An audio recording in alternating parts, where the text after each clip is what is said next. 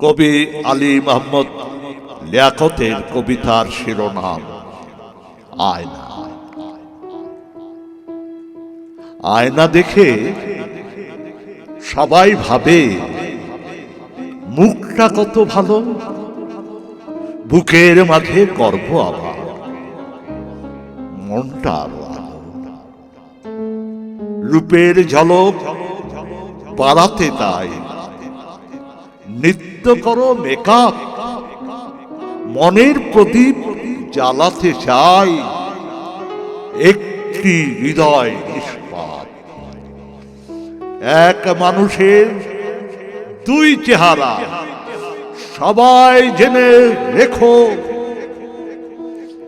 একটা ভিতর একটা বাহির কায়দা করে থাকো। আসল ছবি বললে ধরা, মুখ লুকানো যায় না।